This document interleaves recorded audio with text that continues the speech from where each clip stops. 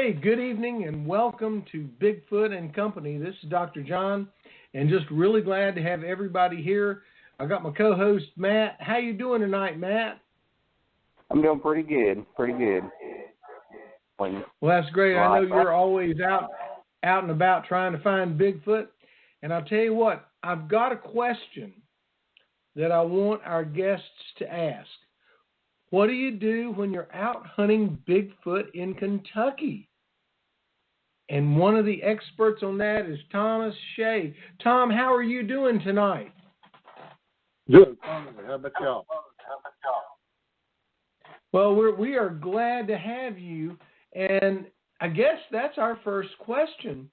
Tell us about what's it like hunting Bigfoot in Kentucky, and what have you guys done and found and everything? Because everybody's excited. People love Bigfoot, and especially they love Bigfoot in Virginia, Kentucky, Tennessee, North and South Carolina, and Georgia. This seems to be a great area for hunting Bigfoot. So what have you done, and what have you found, and how do you do it? Usually just listen to the and we get an area that has a lot of get in with the landowners of the area and try to get in their property and research it for a while and see what kind of evidence we find. And sometimes we get a hot.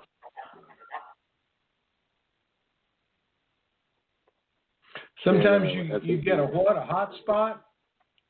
Yeah, we get a hot spot. Real active area. Right. Well, now, what area of Kentucky are you in? I'm in north central Kentucky. I'm actually 45 miles east of here. Okay.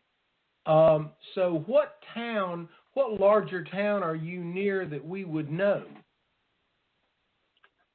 Oh, really about the only thing is about would be Madison, Indiana, Cincinnati. I'm in between Cincinnati and Louisville.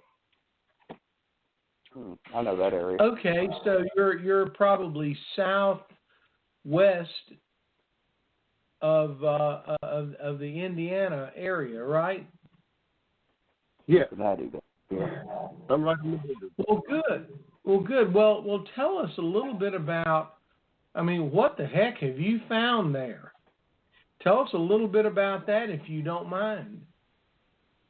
Well, we're in this area right here. I've found a lot of footprints, hand cast.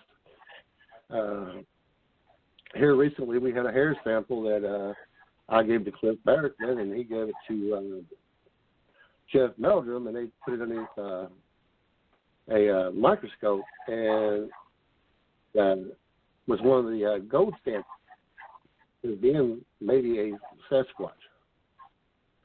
There. So, that's great. So you had a hair sample that might very well have been from a Sasquatch. Yes. I noticed.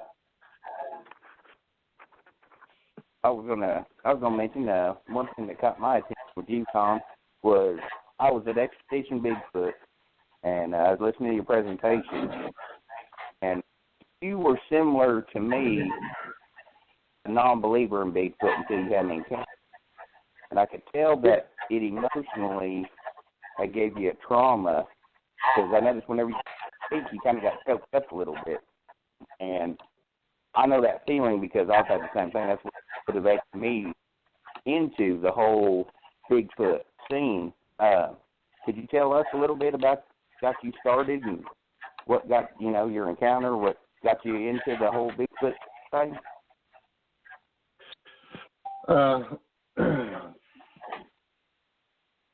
See, 1987. I came home for leave for about a week. I lived with my parents. I was in service at the time. And I came down here and looked around for a couple of days. I had a girlfriend call me and to see me. And I mean, sure, I'll come up to see you, and I have to drive up 36, which is a river road. And and as I was driving down toward the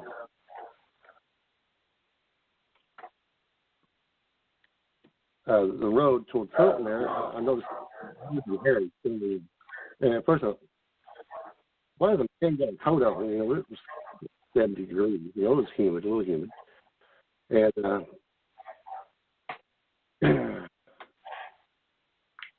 I couldn't understand why. And so when I slowed down the pass and I looked over out to the passenger window to see it, and I didn't know what I'd seen. I mean, it was a big shock to my system. I mean, like, really? And so I went up the road, turned around, and came back. And by that time, I already crossed the road, and I pulled off, and I got out of the car, and I tried to follow it. And as I was following it,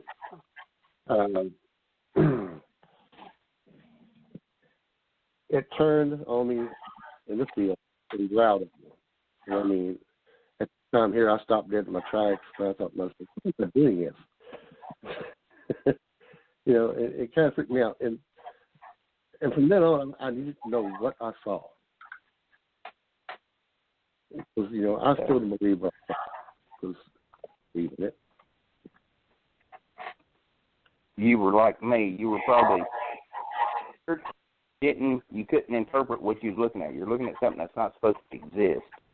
And it gives you this trauma. You're scared, but you're trying to figure out what you're looking at. That's it. And I don't really told my parents.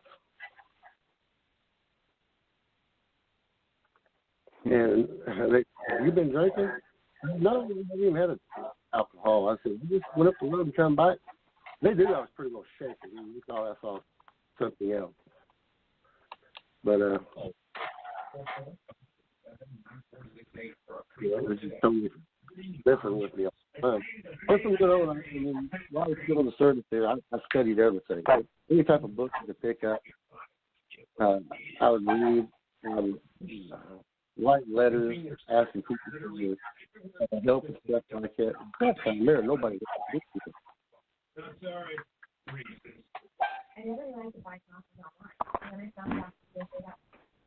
Did you? I'd say you probably kind of kept it to yourself pretty much there for a while, didn't you? Pardon? You probably kept it pretty quiet, though. You probably didn't go out public with it. No, I really never did go. I really didn't go public with it until the 2000s. Wow. Hello? Yeah. Can you hear me? Wow. Yeah, and this is Dr. John, and it looks like we've had Rodney join us. Rodney Adams, how are you doing?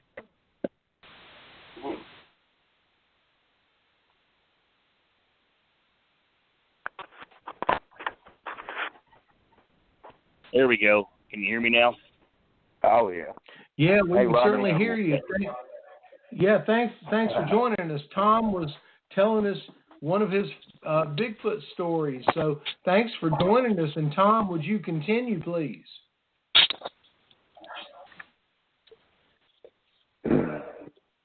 Well, like I said, I didn't go public with anything about 2007, I believe. And my wife actually pushed me out the door on that. You know, all that stuff you've done, you need to go public with it. So I started a blog and just everything I'd find, I'd write down and cast. And from there on, that's what I've been doing. And I've had several partners that have worked out. I met Rodney in 2013. He had shared a video of a Bigfoot howl. And I contacted him and asked him if I could, research it, if it was okay to find out who the owner was, because he didn't know. And he said, sure.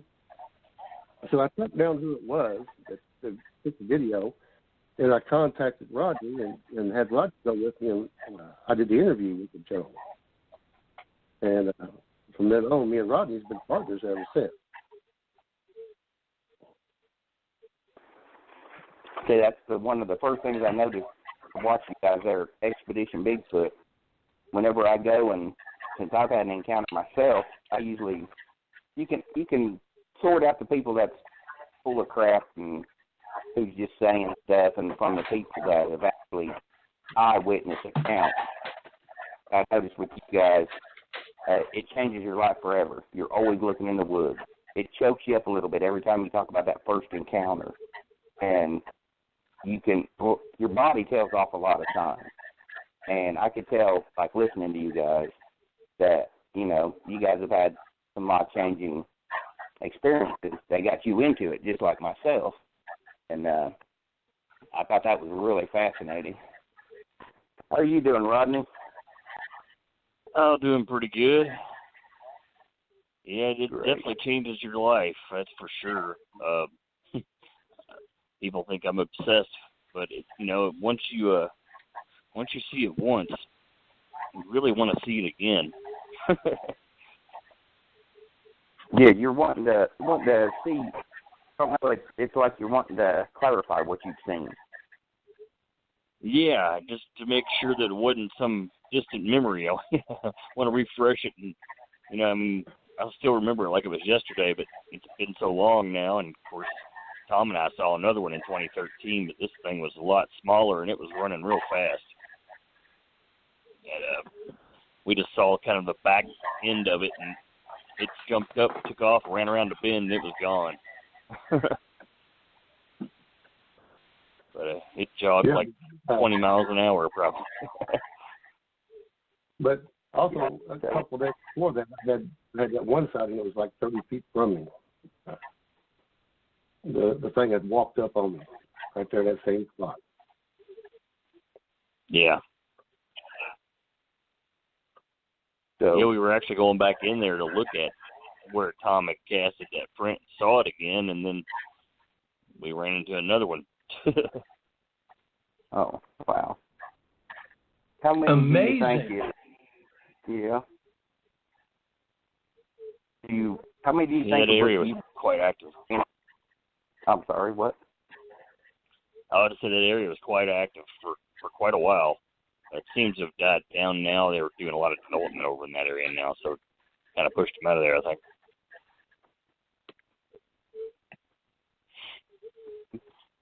Do you believe that they do with the seasons?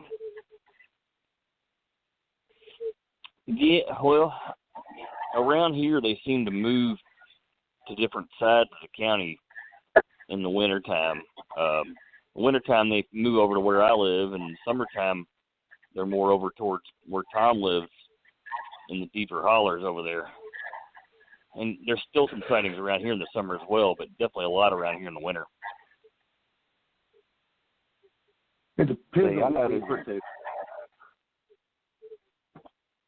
I've noticed, like, where I had my encounter, it was up in northern Indiana, and during the winter time, from, I'd say, 1st December until usually about spring, there was no activity whatsoever.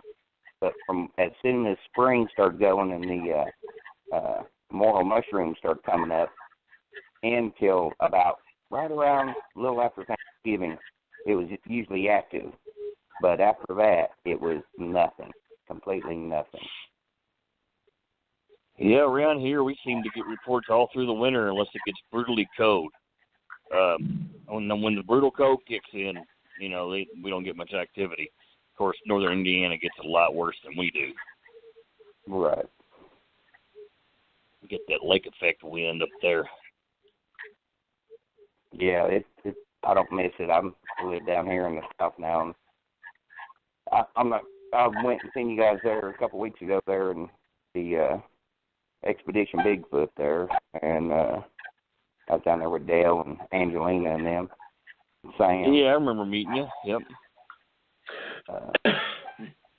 It was you're in the funny Cumberland Gap area? Yeah, yep. I'm in the Cumberland Gap area. We got Dr. John. Pretty active there. It's not as much as it's more towards the Kentucky side, the Harlan County side. Yeah, quite a bit that way, and we've got a Bigfoot sanctuary that I do a lot of research up here in Norton, Virginia. Oh wow. Dr. John out there in Myrtle Beach enjoying the beach weather. Now Yeah. be careful about that. It's not that wonderful, but yeah. Yeah, I was coughing. And Yeah, by the probably way, easily live there. we have one of our big fans, Jackson Samael, has called in from Australia. I'm sure he might have a question for you guys. Jackson, how are you doing tonight? I'm doing well, thank you, Dr. John there. How are you, Matt? And pleased to make your acquaintance there, Tom. Yep. Yeah, good to meet you. Yeah, yep. Sorry, go on. Yeah, it's good to meet you. Hello? I've read some of the stuff that you had talked about in Australia. I saw on their site. Get that bit of yowie? Yeah. Yeah. From what I've been hearing about what you've been saying today, has been very, very similar to what, like a lot of things that we have going on here as well. It's just great to hear things from the other side of the planet that are so similar to what we have going. Are you planning on going out again soon and doing more treks and everything? Because everything I've been listening to you saying so far has been so good, Tom.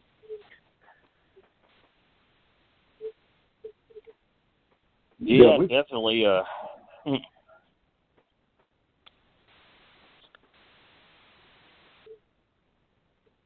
Go ahead, Tom. Sorry. Yeah, well, we're planning. Actually, I'm getting ready to open up another research site, which is really, really active, and there's nobody living on it. And I'm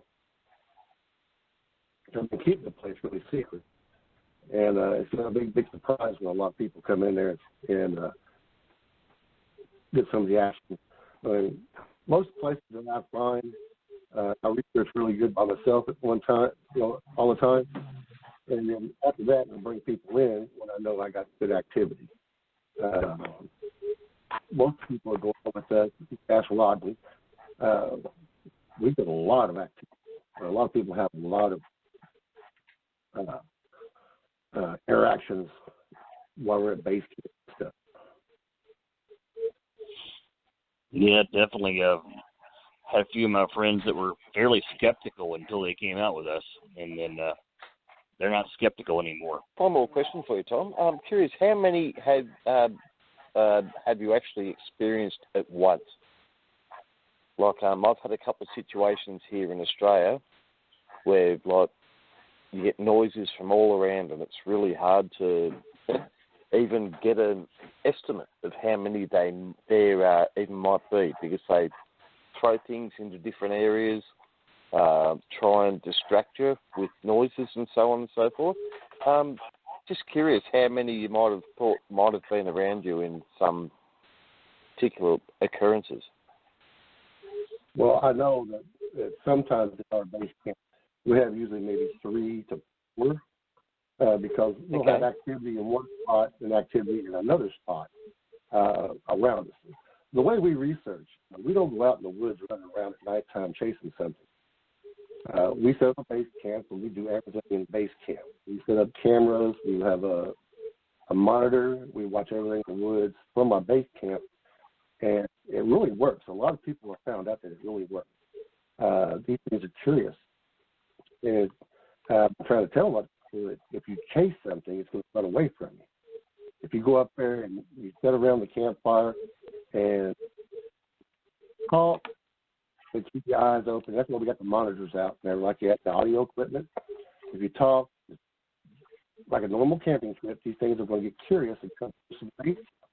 And yeah, we've had stuff thrown at us. We took some new people out with us here in November. Was it August, Rodney? Yeah, the last one was November, wasn't it? In Well, I'm talking about August we had a bit. Lee and Jennifer and Jeff. Oh yeah, that was August. Yeah. And they have never witnessed or had any type of activity that close until that night. Because had stuff thrown at us. We found where it come up close to us, and we actually casted a print where it come up close to our base there. So it was a pretty active night that night. Now, back in November, Rodney, we got something on the flare. We got something walking around us, and yeah, November was the weird night with all the strange lights that I can't explain still to this day. We saw 3 different occasions with what we thought were people walking in the woods with flashlights, and they weren't. So we really don't know what those things were, but there was also a lot of activity as far as vocalization going on, and we got some pretty good stuff on recording that night, too. So the lights, what do you think the lights were?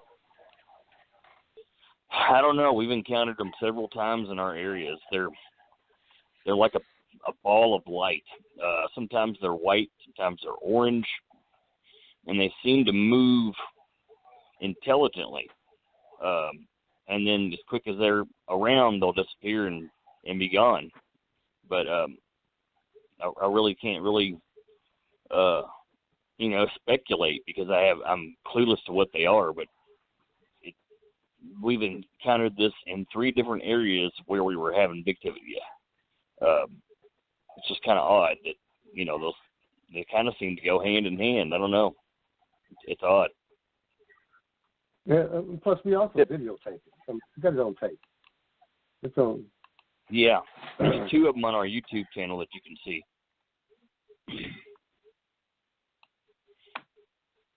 So what do you believe your research? Myself, I haven't experienced the orbs or anything like that, but my research, it's been a flesh and blood animal. But I don't throw out, I've listened to Angelina and the UFO connections and stuff like that, and I've, the different portals and stuff. What is your guys' belief? What do you, like I said, I keep an open mind, though. I was looking at a creature that wasn't supposed to exist, and then, so, my mind's pretty open. It could be anything, I don't ever discredit the people who go through portals and stuff, but what is your guys' belief from your study?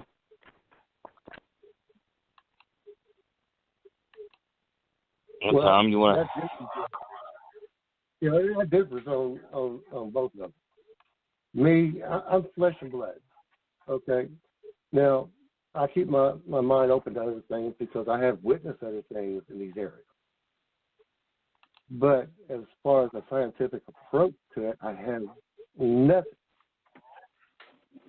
to say otherwise that this is related to a Bigfoot in the area. And, I can't explain it, so I really don't go into the woo much. I'm more into the flesh and blood, but I will videotape, and I will try to study out what these other anomalies are that we run into. It might be totally different until I know exactly, pinpoint down where I can explain it. I won't go there. It's flesh and blood. Now, Rodney will have a different. I'm pretty much there with him. I mean, I do have a lot of beliefs in the paranormal world, but only because of things that I've seen in my life. But I really have a hard time putting Bigfoot into those other categories. Just, I have to have a connection to really be able to go there. We try to keep it as scientific as possible, but I won't deny the fact that we have had some paranormal things happen in those woods. However, I just can't say that they're Bigfoot related, but we've caught some strange voices and some balls of light, but, we really don't know. It could be total coincidence that they're in the same place that Bigfoot was. Yeah, plus, I've been doing this for a little over 30 years. And this has just recently happened in the research. In the last 15 years, this happened. before that, I didn't have that stuff. I mean, some lights, there's some loud voices, nothing like that. So this has just recently happened. That might be something totally different. Yeah. It didn't happen to me. The first time I ever saw it, I was with Tom. 2014 is the first time we ever saw one of these balls of light. Well, actually, I take that back. I did see one with Terrell Bryant back in 2012, but, that's the first time I remember seeing that kind of phenomena. Could you explain the phenomena? I mean, what actually caught your attention? And well, in several of these cases, we thought it was a flashlight. And one of the places we were in a very private, it's a public forest, but after hours it's closed to the public and nobody's supposed to be in there. But I was with one of the head rangers, and what we saw at that time, the first time I saw one, we thought it was a trespasser with a flashlight. So we actually went in pursuit of it, and it disappeared. And then, of course, that's similar to what happened back in November when, on our last camp out, one of our other fellow researchers, Charlie Raymond, had seen what we thought was people with flashlights, and we saw it as well. And then just as quickly as we thought they just disappeared. But yeah, it was odd. They look like round balls of light. Some of them seem to be bigger than others, but from what I gather, they seem to be about the size of a volleyball. Oh, yeah, at night, Charlie radioed back to base camp and told us that somebody else was in here that was following him. And we was at base camp, and it was at the base of the bottom of the hill, and we could see the lights following him. And actually, I got the night vision camera out and was videotaping, and there was nothing else, just the two balls of light. There was no body, no nothing. So, everybody else was saying, well, that's somebody down there with a headlamp on. And we didn't catch nothing with the lights. Yeah. And it was odd because that night when I showed up late, and when I got there at the very beginning of the woods where the woods meet the road, I saw one, and I thought it was one of my campmates coming up to meet me. Well, I get into the woods, and I see this light go out. So then I start kind of yelling in its direction. I said, hey, he's over there. And, of course, nobody answered. It started to freak me out a bit, and I said, it's not a good idea to make any quick moves or try to scare them. I've been known to hurt things that jump out at me, and nothing ever responded back. So the whole time I was walking to camp, I was a little shooken up because I couldn't figure out what I had just seen. So when I got to camp, the first thing I did was tell them about what I experienced, and then lo and behold, we experienced it again later that night in camp. It was strange. Well, but we don't know what they are. I find that really interesting. G'day, Rodney. How are you? This is Jackson here. I find that really interesting because we've had experiences with orbs down here in Australia as well. Not many experiences with orange ones and so forth, but I've seen a lot of green and blue ones. They sort of range between golf ball size and up to, say, softball size. And a lot of the ones that have been witnessed have been travelling over swamps about 8-10 feet off the ground, and they will shift direction, travel 10 to 20 yards in like a second, and not even make a noise. And they've been around encounters with our Yowie as well. So I'm pretty sure there must be some sort of correlation or connection between. But there's so many familiarities from our two different countries on different sides of the world and different hemispheres. Yeah, that's cool to hear you say that, because I was, hoping we weren't the only ones. No, you certainly aren't, my friend. That's good. And these lights, they seem intelligent, doesn't it? What's that? They seem intelligent. Ones we have witnessed, they seem intelligent. Oh yeah. We watched them. We watched them follow a path, and they were actually going around trees. You know, they don't run into things. They're smart enough to move around. No noise, nothing. Yeah, no noise, no sound. It's just like a floating ball. Yeah. Yep. Yeah, if you go to our YouTube channel, you'll see 2 of them on there that we captured with our night infrared cameras, and they were at 2 different times in the night. It's like it came up to look at the camera and then moved off, and then it came back again later. Hey, Rodney, what is your YouTube channel so we can put a link up for that? It's the same as our group. It's Northern Kentucky Bigfoot Research Group. Okay, great. We'll get that up right now while you're talking. All righty. Thank you. Yeah, no problem.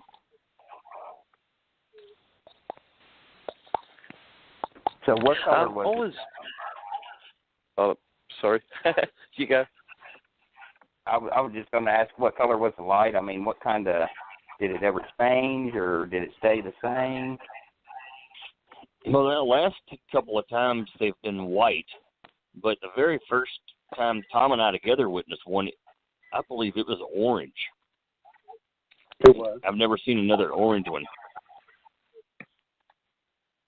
But that was down around close to Mammoth Cave. We were on somebody's private property down there. Pretty strange area down there. No,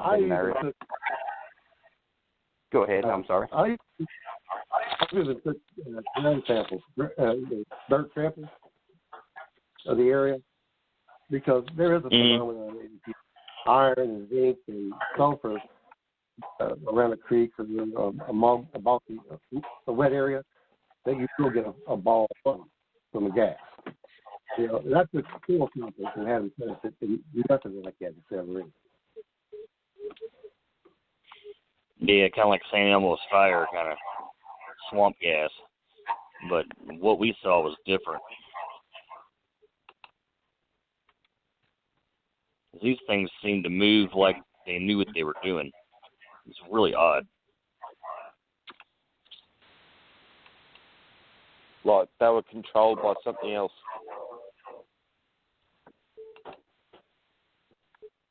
Yeah, and I don't know if there is a total correlation with them or not, but it just seems like an awfully big coincidence. And I don't know, Jackson. I know Jackson watches a lot of RTV shows over here. But Jackson, you know, Rodney was on the Terror in the Woods show, his encounter. Okay, no, I wasn't aware of that. I'll have to look it up. It's also been shown on Travel Channel under another name called These Woods Are Haunted. It's actually the same show. They just moved it over to Travel and changed the name. Okay, is that on YouTube, Rodney? I believe both of those actually are on YouTube. They're hard to find. I think you have to pay $1.99 to get them off of YouTube. But Yep. if you go to the Destination America channel or Terror in the Woods channel, they've actually got them on there for pay. Okay.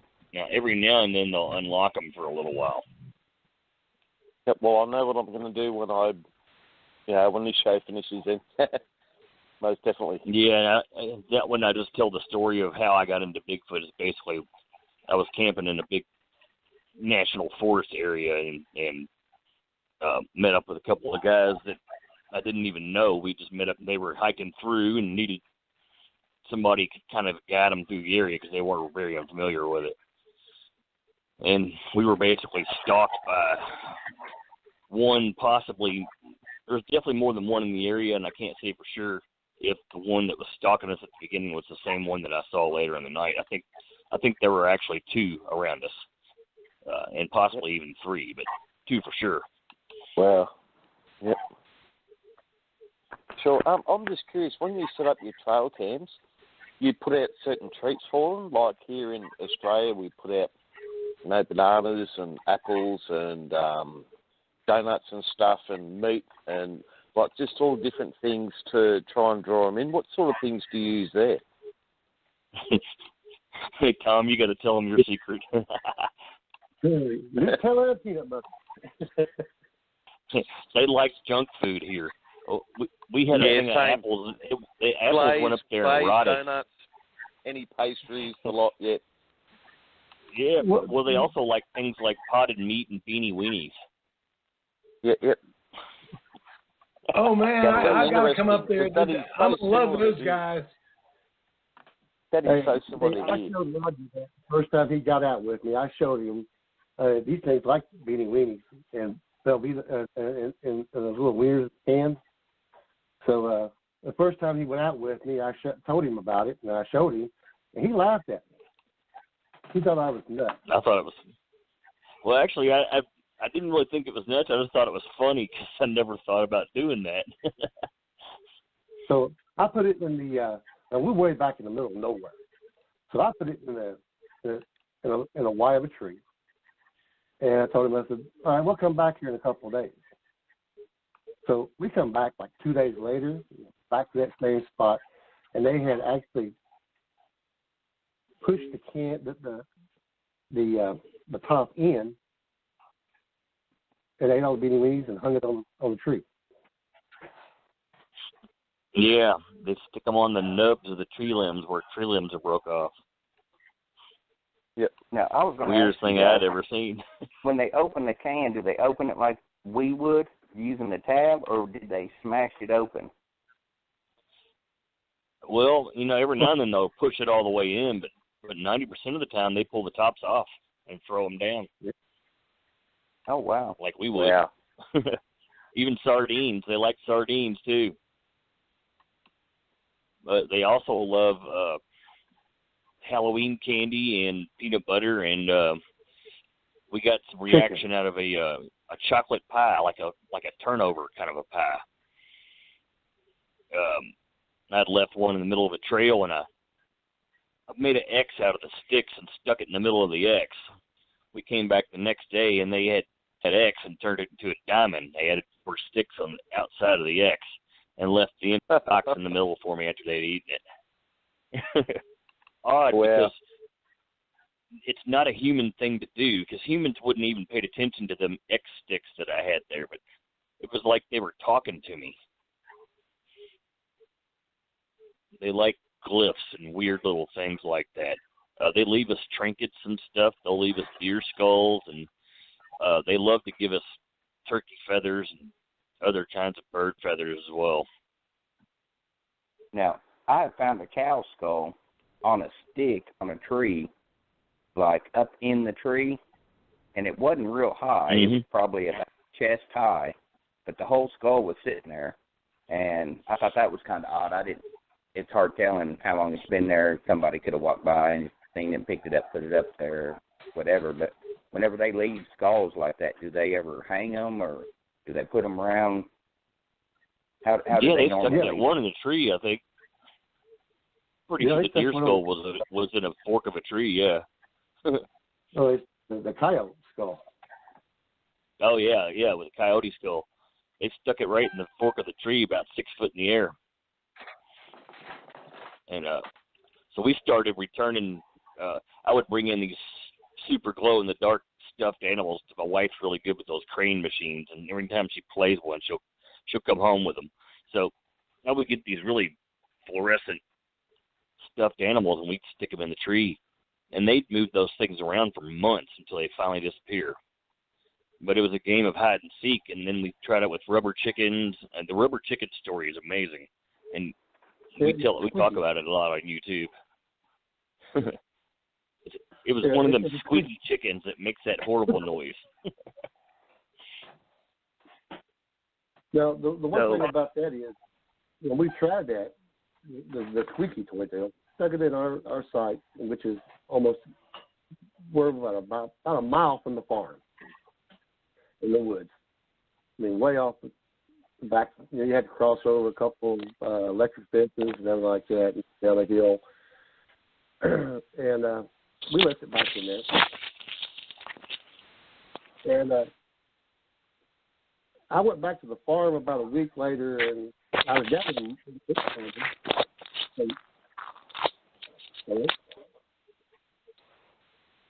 I was bush hogging, and I was by the apple tree, and I noticed that there was this chicken. The rubber chicken was sitting in the fork of the tree, the apple tree. So I get off the tractor and go over, and sure enough, it's sitting there in the trunk of the tree, and the squeaky part had been popped out. It hasn't been chewed on or nothing like that, but the squeaky part. And I called Roger up and told Roger about it. So we went back in there that evening and put another squeaky toy in. And hello? Yeah. And then the next day we went in there, the squeaky toy was gone, and it ended up back over a mile back at my place about 2 weeks later. The same thing. The squeaky part had been popped out, but the rubber chicken, that was, if you watch our YouTube channel, it was really kind of funny. Yeah, it lasted, what, 6 months? Yeah. And we'd go on our research, and we'd do a 100-yard perimeter search for this rubber chicken. It would be in another tree somewhere. And one time it was in a tree. Maybe one time it was in a that we couldn't even climb. Yeah, they stuck it down in the ground in the hole in the log. Yeah. It was weird. Did you ever hear it squeaking at times? We did hear it squeak once. We were camping at the farm one night. We heard it squeaking. Wow. And it was far away, but Tom looks up and goes, I swear that's that damn rubber chicken. And I said, yeah, I heard that. And it was all the way across the field in those woods about a mile away. You could hear it. It was one of those ones when you squeeze it, it goes, ah! It makes a horrible noise. I mean, it almost sounds like a crow. Like a dying bad crow. No, you wouldn't. Yeah, well, you wouldn't mistake that. So when we heard it, we both just kind of jumped up. I said, "That's a." Tom's like, "That's a chicken." I said, "I know it. Sounds like the chicken." You guys ever notice the smell? Like every time I had an encounter, there was always a smell. Every time it was around, I knew it was around before it even got within vicinity because of the smell. Now, I seem to only notice that in the summer. It seems that when we have wintertime activity and it's colder out, they don't stink as bad. I guess because they're not sweating in a bunch of humid, musty stuff, you know. Right. Well, I can tell you that, guys, here in Australia. Sorry, here in Australia, I'll just tell you right now, they really stink. Because the temperature is just so, up there. You can smell them coming a mile away, but you never see them. Yeah, no, that definitely happens here in the summer. There's been many nights that I sleep in here with my windows open at where I currently live, and there's activity on my property now. And I'll smell it, and it'll wake me up out of my bed, and I'll get outside and look for them, but I never see them. I understand that, my friend. There's not that much bear activity either right there where you're at, is there? No, we get one or two rogue bears every couple of years. That's it. And we're always well aware where they are because people will start posting pictures of them all across the county. So we don't get much bear activity here. That's getting more than we used to, but it's still pretty rogue. That's one of my pets. I've never run across a bear print here in the woods. Me either. The skeptics, they get on there and they'll say, "Oh, it was a bear they seen," or this and that, and it kind of gets on my nerves because it's like no difference. Well, from what we gather from bear areas is that they don't share the same patches of woods. I don't think I think they're kind of pretty respectful of each other or fearful of each other. Because the area where people see a lot of bear, there don't seem to be any Bigfoot activity, and vice versa. Well, see, it's a little bit of the where I do a lot of research in the Smoky Mountains. Also, there's a lot of bear activity up there also, but I think that they know when to stay away. Yeah, I think I've heard that people down there, like Scott Carpenter, saying that even the bear don't want to be around when there's a squatch in the area. Yeah. If you got a bear and around, they'll pack up and move out of there. Yep. Yes, I totally agree. But there's a lot of bear activity around here. I've been down in eastern Kentucky, down there around Pike County and stuff, back in them hills back in there, and I've never seen a bear, never seen a bear back in there, but there are bears.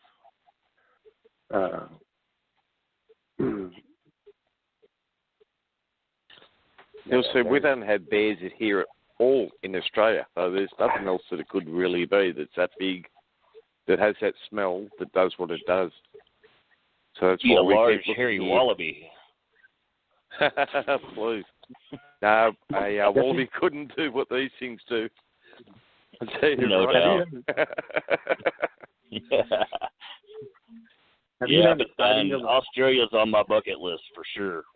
We had another guy reach out to Tom and I several years back and wanted us to come out there, but we never could figure out how we were going to finance it. Well, I'll tell you what, the Australian dollar's dropping at the moment, so it's going to be a lot cheaper for you to come here. Hey, cool. Yep. I always heard that, that it's... I'll probably never want to come home. I've got plenty of places here down under that I can take you to go and have a look at and check out, and not a drama at all. People for you to meet and so on and so forth. That's easy. Yeah, that's definitely on my bucket list for sure. That's one of the places I'm going to go. Have you seen a Yowie? Me? Yeah. I have had experiences with one. Didn't actually see it in person, but I've had lumps of wood thrown at our place. Like I was on Scary Cast just a couple of weeks ago explaining our Yowie. I was staying at a friend's cabin, and he was saying, there's some really strange things happening out here. Do you want to come out and stay? Because he knows that I'm a sort of paranormal researcher and into Yowie and Sasquatch and those sort of things. We're sitting out there one night, and there's a big bang. And I thought, what was that? And I thought, just probably, someone playing a trick on us. But we're on a 250-acre property that was a converted dairy bales. And then we hear another huge bang, and we go outside, and there's two big lumps of wood next to the cabin. Just before we went out, there was a crash. We've gone out to investigate that. That's when we saw the two lumps of wood. We had a 3,000-gallon water tank about 5 foot off the ground, 3/4 full, that had been pushed off its stand. We had horses, they were in the stable. We had cows, they were in the paddock. We had sheep and pigs, and they were in their stalls and pens, and they were all going crazy. And we've got nothing here that can push something that big 5 foot off the ground, off a stand, and spill, 3/4 of 3,000 gallons of water. And the stink was like, I was saying to Matt and Dr. John, it's like the smell of the thing was a cross between like a wet dog, rotten meat, the worst BO that you could ever imagine. And that's what they smell like here too. Okay. Yeah, like we just call a combination it wet dog. of all these different stinks. Yeah, wet dog and like a dumpster in the hot sun. Yeah, and rotten meat, like a dead body or something, and it was just the worst body odor you could think of. Like, I've never smelled a skunk, but I'd probably put it as strong as the smell of one of them as well. Yeah, but people were absolutely like it'd just make you gag, and that's out in open air outside. It reminds me of rotten. That's what it reminds me of. Rotten hay. Just rotten. Yep. Yeah. Rotten hay. You've ever been around a bale of hay that's been out in the rain and it's starting to rot? Oh, yeah, it's awful. Yep.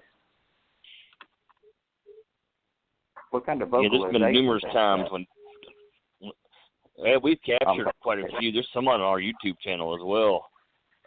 We get the whoop sounds a lot, and then we get the long, drawn-out kind of screams, too. But we got a couple of whoops that are plain as day. They're just like, whoop! The screams that I've encountered, they have like a growl in them. It's a high pitch with a low growl in it, and it can't be mimicked by human. You know for sure. Right, yeah, it's like a dual layer vocalization. Yeah. Mm. Yeah, the ones we get here are quite like a roar. Yeah. And start out really low and grumbly and kind of go up really high and then back down again. Yeah, sort of like a lot of some of the ones. Sort of like something like that, but a lot longer and more sustained. Yeah. Yeah, hey, Tom, is that last one that Sheila caught on our YouTube channel? Yeah. Yeah, there's a couple ones we caught on that November trip on our channel. Yeah. If it's not on the channel, it's on our blog. Yeah. Our blog spot site has a few things that the YouTube channel doesn't. How far do you and Tom live from each other? Maybe 10 miles. Oh, okay. So you're relatively pretty close then. Yeah. So this is Dr. John. So you guys really get to go do a lot of Bigfoot exploration together, which I think is great.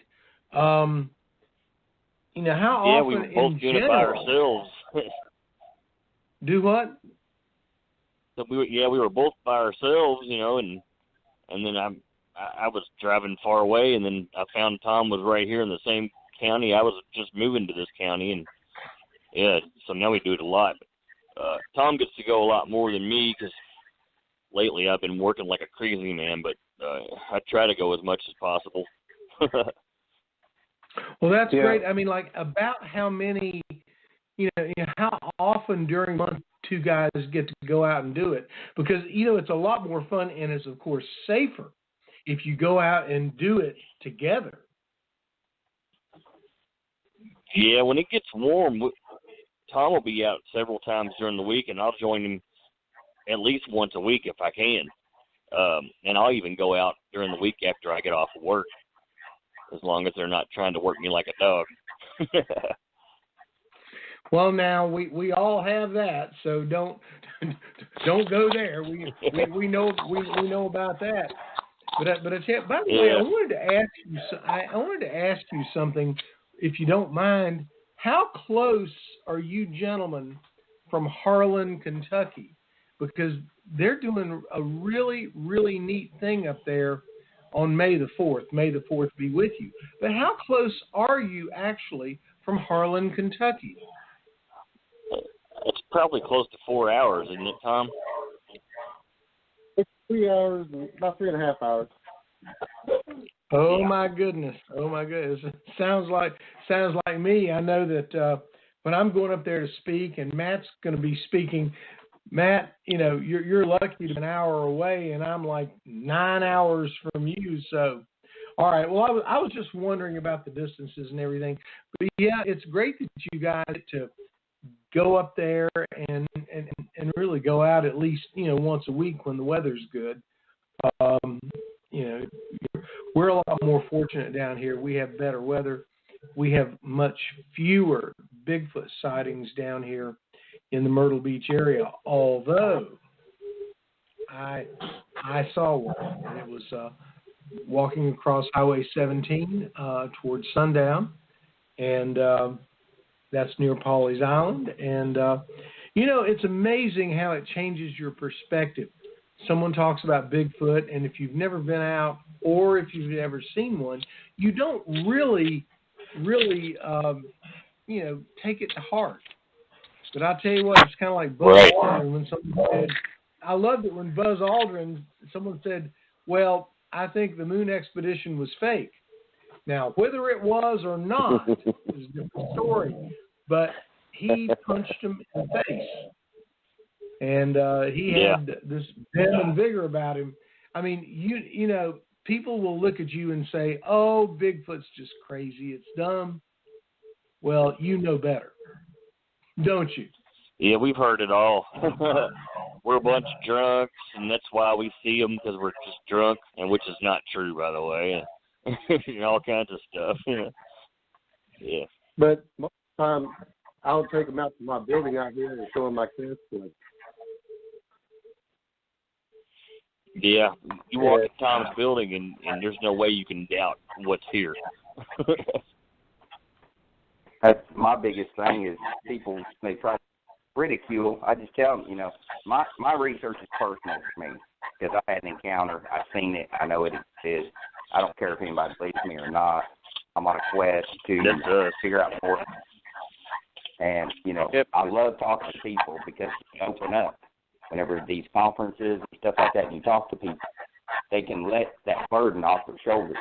You can tell that they're relaxed after being able to tell somebody, you know, ridicule. And a lot of that is due to just, you know, mockery, the ridicule that people get because they put it out there for everybody to believe that, hey, this is, you know, it don't exist. The government knows it exists. We know it exists, but they want the general public to believe it's all fake, so they make a mockery out of everybody.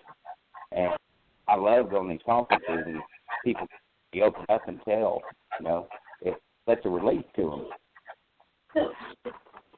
Yep. Oh yeah. I completely agree with you there, Matt. Like I'm not being anti-religious or blasphemic or anything at all because I've got all respect for God.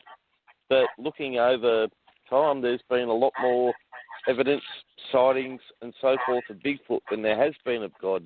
There's so many people that believe in God, but not as many that believe in Bigfoot, yet there's so much more evidence. Like, that's true. You know? Wow. And I just don't understand why people don't believe as much. I just don't understand why people don't believe as much. Yeah, you know, it's like, even if they do believe, they won't tell you in person or in public most of the time. Exactly, yeah. Because because they're in fear of ridicule. Mhm. Yeah, it's like that. And that is so sad. That is so sad. You know what you've seen. You know what you believe you've seen. It's like, well, you know, you have your own truth. It's the same thing, you know. I mean, it's completely the same thing. It's like, yeah, we need to get the word out there and prove these big boys, you know. And these other, and we tell people a lot too. That sorry about that, but yeah, we do need to get the word out there. But you know, I'll tell people. I said, well, how long have you actually spent in the woods? And most of the ones that don't believe, they really don't spend that much time in the woods. And I tell them, I said, the longer you stay in the woods, the stranger it gets. Yep. It's like I can't make any. It gets odder every time I go out. Especially when you spend weeks at a time. That's like all these hunters. You'll hear some hunters come out and they'll say, well, I've hunted the woods my whole entire life. I've never seen that like that. But I can guarantee you, I promise you, that they have come across something they couldn't explain. And well, Tom, I'll tell you about how many of those that we converted in the last couple of years. Well, we didn't convert them. We had several skeptics that won't even come back and go hunting in this county anymore. When you've been a hunter for 20 years, you come across something that you haven't seen before. You're familiar with everything that's in that forest. Come on, like, it's obviously something that's, like. Oh, yeah, that one hunter that Tom got a report of in turkey season, it scared him so bad that he was damn near in tears when Tom interviewed him. See, that's the first thing I noticed about you guys when I was there at Expedition Bigfoot. Because since I've had an encounter, I know how it affects you. It changes your life forever. And I can tell, like I was telling Tom, I could tell whenever he first started talking, he kind of got choked up talking about his first experience and how it changed your life. You're always constantly looking in the woods. You don't feel safe like you did, the security. No. Oh, Yeah, I mean, it definitely. I was an Eagle Scout, spent my entire life in the woods, and I had several encounters as a kid that I didn't know were encounters until after I saw one. And then I started to have all these memories back, went all the way back into rural Appalachia when I was a kid in Ohio. I lived up there for a couple of years, and I saw one out my window when I was about 7. It just happened to be about the same time the $6 Million Man was on, so my parents just blamed it on that, but I know that I saw it. So basically you saw it, you acknowledged that you saw it, but yet you were told, well, that's not really what you saw. Is that the way it went? Yeah, I mean, I had vivid memories of seeing it. Now, I couldn't see it really clearly because it was dark, but I remember seeing this big thing walk across my backyard at night and go into the woods, and I told my parents it was Bigfoot, and they told me I was watching too much $6 Million Man. Because, and I did love that show, but that's how I knew what it was that I saw. I said, it's that, and I saw one of those, and I was like 6. I was a pretty intelligent kid, but I didn't remember that episode until after I saw it again, and all these memories came flooding back to me that I'd repressed for so long of things that happened to me growing up in the woods. Yeah, it's so funny. I had the same thing happen to me. I kept talking about UFOs and that I had seen them. And my parents, of course, were wonderful people, very practical. My dad was a World War II veteran, and they didn't believe a word that I had to say until we were in the car one night. They brought me back from college from Winston-Salem, North Carolina, coming back, and then lo and behold, we all saw a UFO, and boy, they didn't want to talk about it. And I made the mistake of saying, well, I said, you didn't want to talk about it when I talked to you about it. Now you don't want to talk about it when we see it. Boy, I found out that was the wrong thing to say. But people have different opinions, and whether or not they want to believe what is out there. I mean, if you've seen it, you know what's going on. You do. Well, I spent a lot of time in Myrtle Beach myself. Pardon? And I see how I spend a lot of time in Myrtle Beach, and down there south of Myrtle Beach towards Pawleys Island, there could easily be Squatch living all through there. What is the name of that castle that man built for his wife? That's where I saw mine. So, don't even go there to tell me that they're not here. They are here, and they are here in Pawleys Island. And I'll tell you what, the Francis Marion Forest, right on down, through Georgetown and goes on to Charleston. I mean, that's the perfect place for them to be. But I saw one. Yeah. That's all I had to see. Well, you're talking about your parents. I'll tell you a story about my father. My father was a no-nonsense man, too. And he thought I was kind of nuts doing this stuff. And, of course, earlier when my first sighting, he thought I had been drinking or something. But it was in he called me up at 4:30 in the morning and said, Tom, you need to get over here. And he was shook up. And I said, what's wrong, Dad? He said, just get over here. So when I get over to the farm and talk to my dad's sitting on the side of the bed. He's packing his .45, and he's shook up bad. And I said, what is wrong? He goes, well, I thought somebody was trying to break into the back door, so I got out of bed and got my pistol and opened the back door up. And he goes, and there's this hairy thing standing on the back porch. He goes, it must have been 8-9 foot tall. He goes, when it saw me and I saw it, it bound off the deck 2 bounds and hit the field and took off down to the field. And this man didn't believe in Bigfoot. And let me tell you what, I have never seen that man shook up as he did that night, that morning.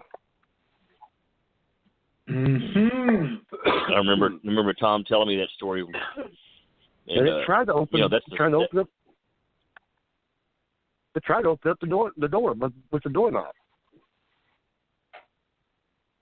Yeah, and I could tell you that back deck that goes across that house, it's the length of the whole trailer. And he said it cleared that thing in less than, 3 steps? 2 bounds. Wow. Yeah, I'd say it's a good 50 foot long. Jeez. Lord have mercy. And like I said, But, it was kind of running. Yeah. All the time I grew up, I never known the man that ever lied to me. I never ever seen him scared, but that morning I did see him scared. Now, this would be the same farm, by the way, where we... Oh, yeah. Oh, sorry. I would say that would be the same farm, by the way, where the rubber chicken episode started happening with us later on. That's where we got bluff charged, too. Yeah. Since we got bluff charged. Yeah, that's not fun, is it? Yeah, we got the audio of that on our blog somewhere.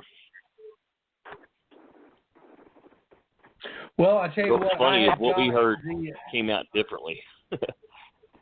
Well, I've got that link to your YouTube channel on the website now. So if they go to back pages, along with your pictures and Rodney, that great picture of you with the she squatchers, and Tom, that picture of you.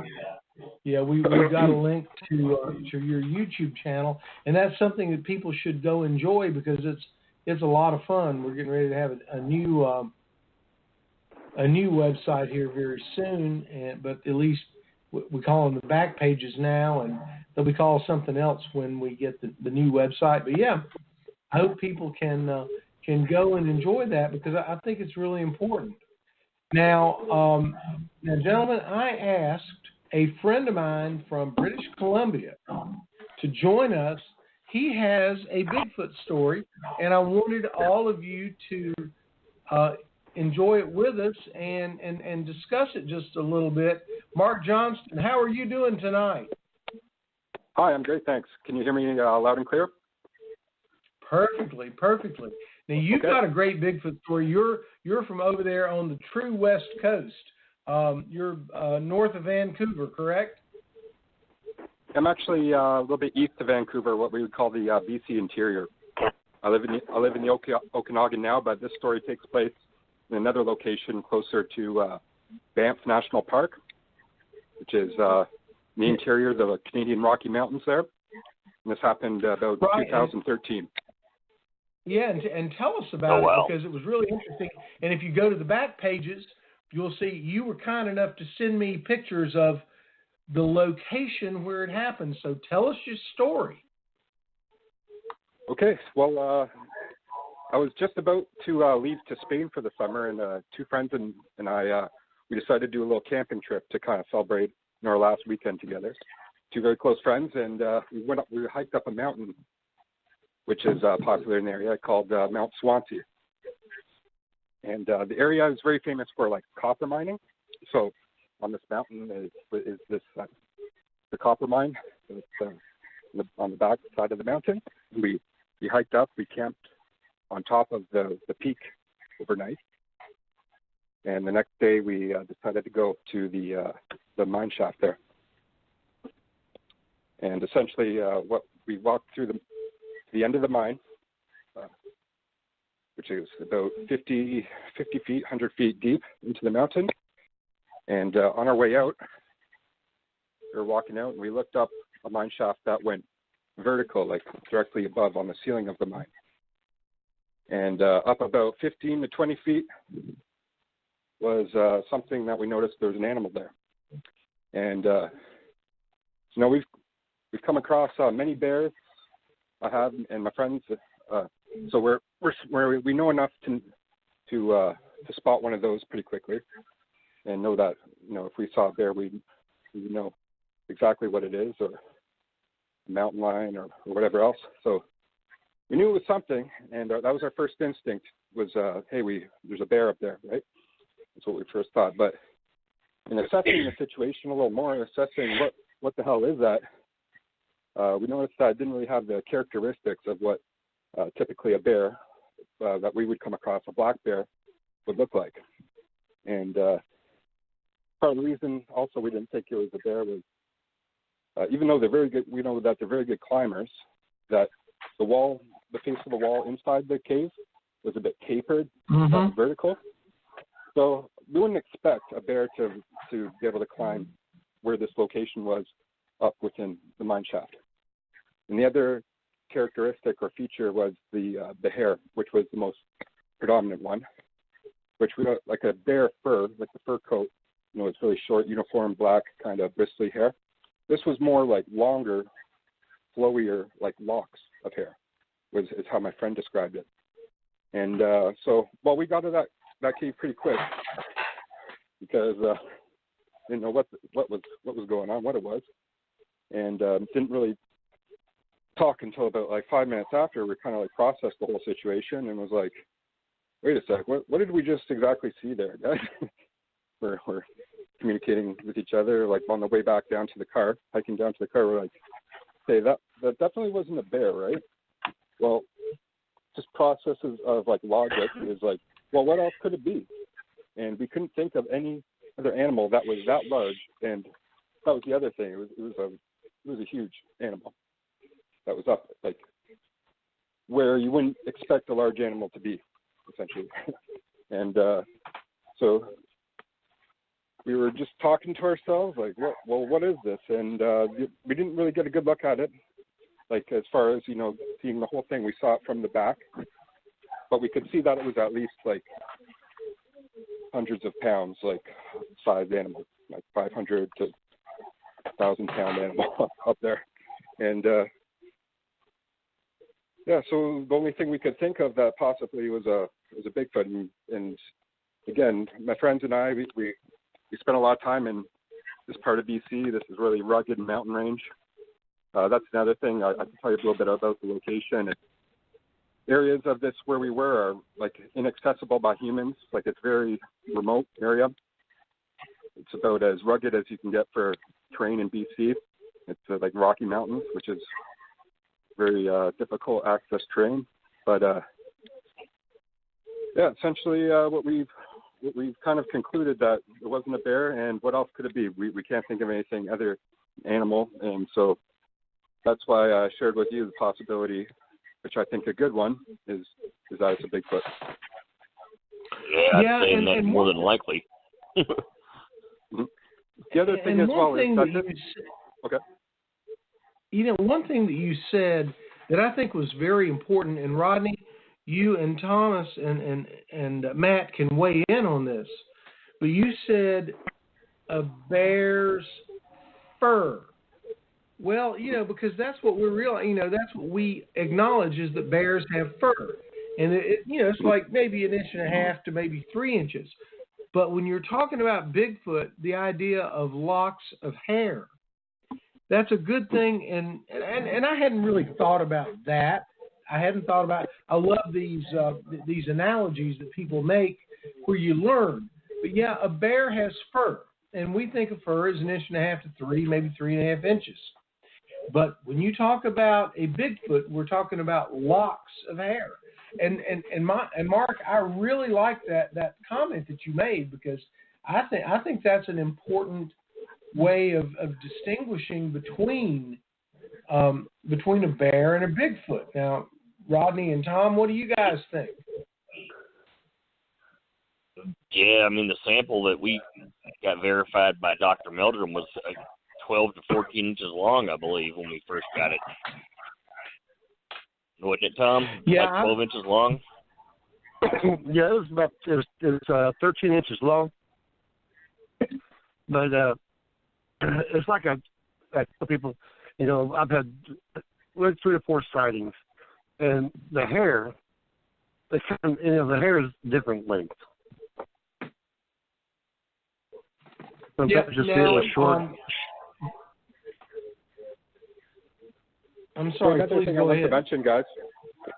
Another thing I wanted to mention was that this area, there's been a history of Bigfoot sightings. Even goes back to the first explorer. I did some research. His name's David Thompson, and he explored the Columbia Valley. And he even, if you read his some of his diaries says he's come across strange footprints, which seem like very Bigfoot-like, and as well he came across things that he said weren't bears, but and this would be the exact same area close to Jasper or Banff National Park that he was exploring at the time. So there's a history as well, I think, with the native community there that goes back as well in some of the stories about Bigfoot as well in that area. So it seems like it's a hot spot, as well as there's a popular guy on TV called Survivor Man. I don't know if you know him. Les Stroud, I think his name is. And in some of his episodes, he's when he explores Bigfoot, it's actually very close, relatively to exactly where this happened. So, and if you were to expect an area where a Bigfoot would be, it would be somewhere like this, exactly, like the level of remoteness and things like that. It would seem like it would be the ideal environment. Yeah, that's cool. Wow. Tom and I just did a show for a Canadian network, so you'll get to see it up there. It's called Red Earth Uncovered. Oh yeah, I think I've seen that one actually. Yeah, we've got Tom and I will be on there at some point this year. I'm not sure when it's going to air yet, but I'm hoping to try to figure out how I'm going to catch it here in the States because they don't air that down here. Okay. But whereabouts Tom, were the you for crew that? had some experiences with Tom while they were out. Right on. Where were you in Canada when you did that? They actually came down here to Kentucky and filmed it. Okay. And they were just kind of traveling around and doing stuff about the Native American connection to Bigfoot. And, of course, there's a lot of Native American ancestry in the Kentucky area as well. I'm actually part Cherokee myself. Nice. Well, I've been to that area as well. I've been to the Appalachian and Smoky Mountains before, so I know exactly that environment, and it would seem like it would be an ideal habitat for Bigfoot as well, being so remote out there as well. Well, it better be, definitely. because I'll go ahead and announce this now. I am working with the Cherokee Nation, the Eastern Band of the Cherokee Nation, to put on a Comic-Con, and it's going to be in late August. And one thing that we're going to do is Matt Delph, of all people. Matt's still with us tonight. He's probably in a bad area right now, but he'll be right back. We're going to be doing some Bigfoot exploration in the Cherokee, North Carolina County area. And that's a huge area for Bigfoot. And I want to, and one reason I mention this is I wanted to invite Rodney and Tom and Mark. I wanted to invite all of you to come down the last weekend in August, to come join with us. And they want Bigfoot exploration. And it's wonderful when you have a great organization, a large organization like the Eastern Band of the Cherokee Nation that says we need to explore this. And Tom and Rodney and Mark, I mean, you don't normally hear this kind of thing when a big organization says we want to explore this. You don't hear that, do you? Not often. No, so I'll be talking with all three of you, and I'm sure it'll be absolutely. I know it'll be easier for guys from Kentucky to come down, but I'll certainly, Mark, make sure you know about it. And you're our Bigfoot connection in Canada now, and I think it'll be important to get everybody down there, go on these hunts, see what we find.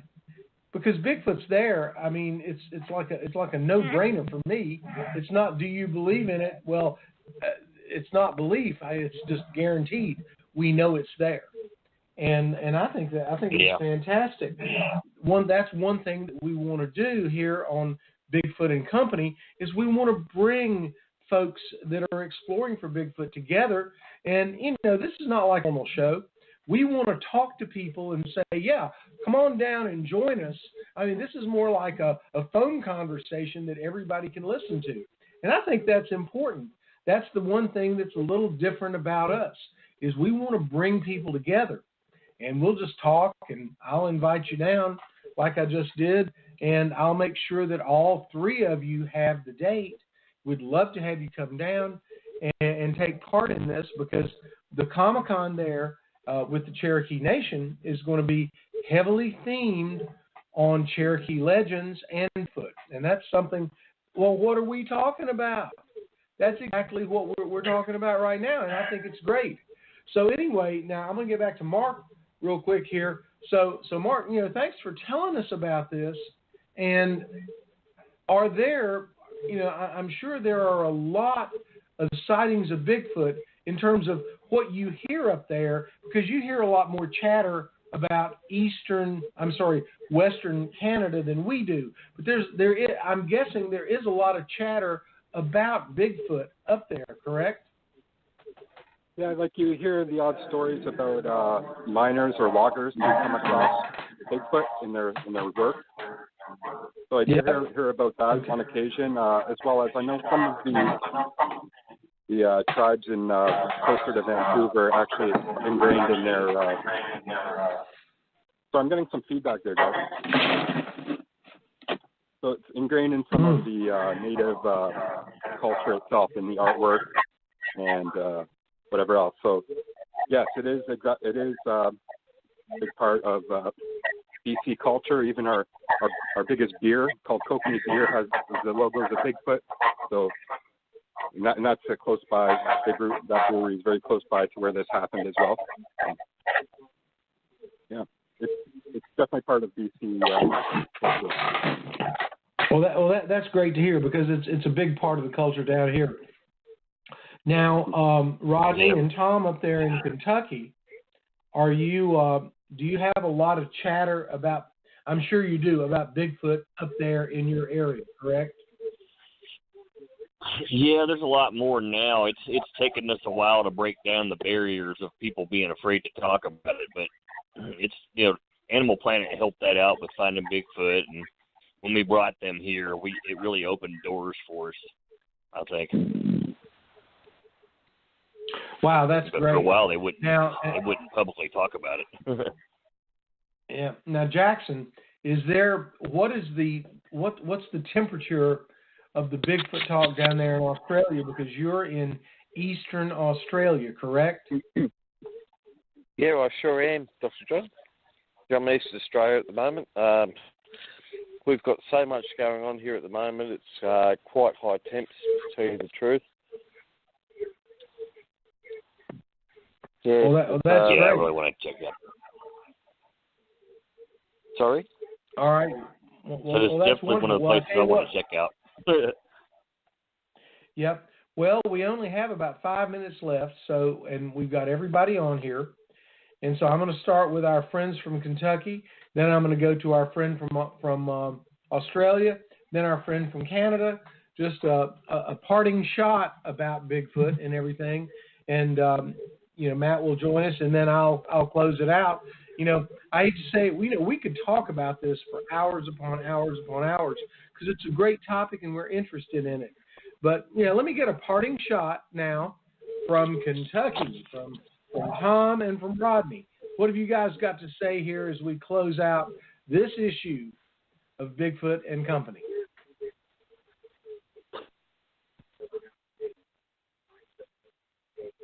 Go ahead, Tom. You're all cutting out. I didn't hear what you said. I said we're going to do a parting shot about what you think about Bigfoot in your area. Well, what I think about Bigfoot in my area, there's still a lot for us to learn. A whole lot to learn. Yeah, absolutely. I'll join in with that and say that people say, "Oh, well, you guys are the experts," and we tell them, "No, actually, we're not. We don't. We're just guys trying to find answers. I don't consider myself an expert at all." I got notes going back for 30 years, and every time I think I get something pinned down, everything changes. So, I'm still learning. There's new things coming up, just like the orbs. So that's new. So we all don't know it all. We're still all learning. I think you're 100% right, and the more we learn, the more we will see. All right, Jackson, from down there in Eastern Australia, we're so glad you get to hang out with us. So, and of course, you got your new show premiering tomorrow night, which is Paranormal Down Under, and that will be right here on Scarycast Network. So what you got, tell us what you think. Yep, I'm so looking forward to tomorrow night there, Dr. John. I completely agree. We've all still got so much learning to do, and it's been so great listening to the show today, hearing about the experiences that Rodney and Tom and you guys have had, and being able to compare them to what I have here. So I have a lot more research to do as well, and find more comparisons and see if these different people are linked at all, and be able to hopefully come up with some sort of, more evidence in the future that, we have to keep looking for them, eh? Like, we know that they're there. We do know that they're there. But I'd like to just come up with some more, parables between ones in your country and the ones in ours, being oceans apart. And I'm just so interested in seeing the comparisons and learning so much more about our cousins. Yeah, definitely. Yep. Well, wonderful. Well, we certainly appreciate you being here with us, and we're looking forward, of course, to the new show that you and I will have tomorrow night, Paranormal Down Under. But thanks a lot for your perspective, Jackson. It's very important that we talk to our neighbor, and you being one of our neighbors in Australia, you guys. And I like I want to tell everyone what you said to me. And I thought it was the coolest thing. You said,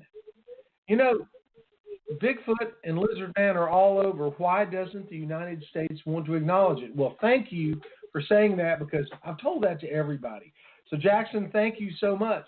And, Mark, what is your parting shot for us tonight about Bigfoot? Well, thanks. First of all, thanks for having me on tonight and letting me tell my story. It's an interesting experience, and I really appreciate that.